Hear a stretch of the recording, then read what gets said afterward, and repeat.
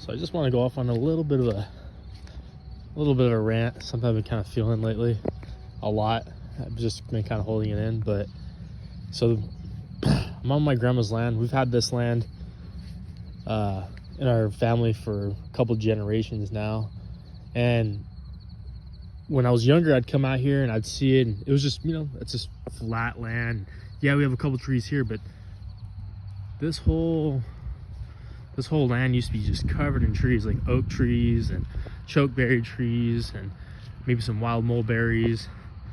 But as you see, they cleared about 140 acres of what was just, you know, the natural ecosystem that was here.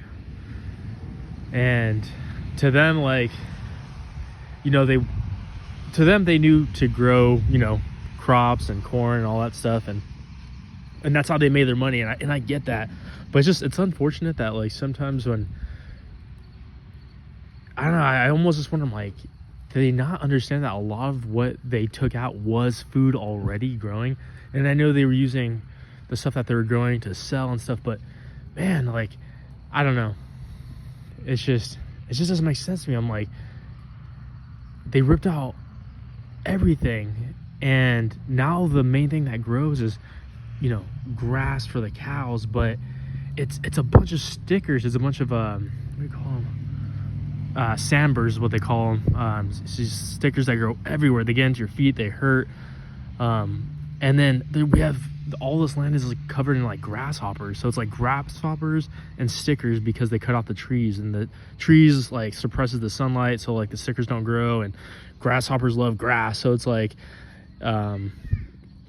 but anyways, so over here, this is what I guess I've been trying to do, and just trying to have my grandma keep a lot of the trees that are now like starting to grow back. And I just, like, if you were to look at this to the person that doesn't really maybe know too much about native plants or all that, like, it just looks like kind of like whatever. But these are oak trees. Oak trees provide provide acorns. Acorns could be ground down, leached, and used as like a flour. And even if I don't use the flour or I don't use the acorns, those acorns are food for the natural wildlife, like squirrels or birds. And if you really want to get frisky with it, I mean, dude, you could actually just eat squirrel meat, which is actually really good, deep fried. So it's like, you know, that could be your meat source. You don't need to keep chickens. Chickens are awesome, don't get me wrong, but like, you don't need to like raise a lot of animals, because like deers will eat it, hogs will eat it. So it's like, that is your food source right there, that meat, if you wanted to. You don't have to raise them. All you gotta do is just like let the food grow, you know, don't clear it all out. And so this is kind of what we're doing. Like, usually what a lot of times they'll rake out all the leaves, and the leaves, like, they'll rake out all the leaves, and then what that then does is, as you can see here, it just wipes away the topsoil. And then there's all the branches, there's all the trees that they've been trying to burn, and leaves. So over here, again, this is oak. This is an oak tree. This is a chokeberry tree that's starting to grow.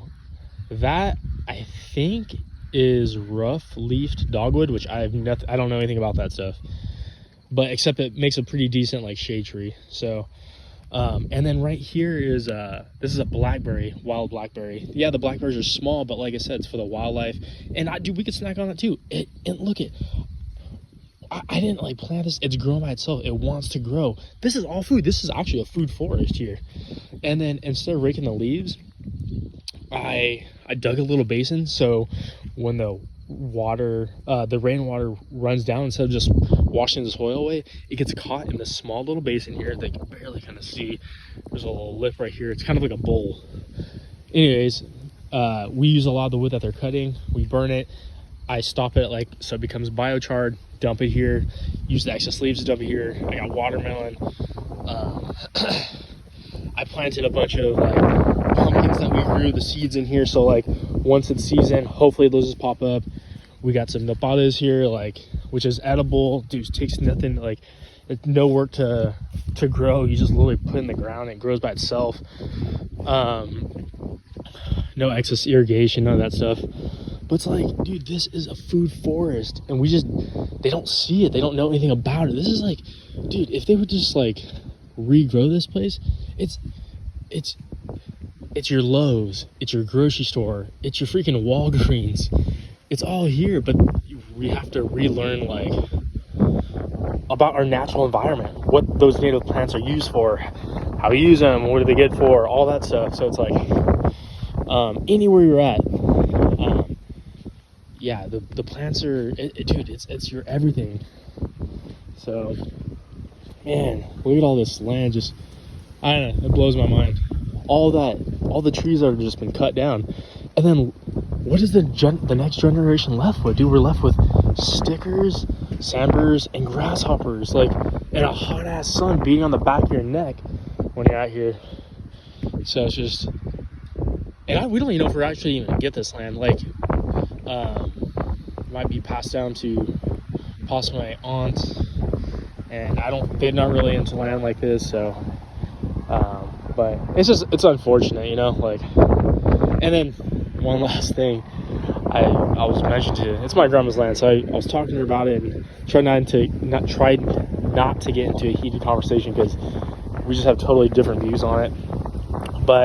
And I get where she's coming from, because she's coming from a generation where they need to make money, and you know that the only thing they knew was to, you know, farm and do all that. But just at what cost, man? Like, I mean, you know, they want to put food on their plates, but the food could have been on their plates like already. And I know you got to pay for property taxes and all this other jazz, so it's like, I get it.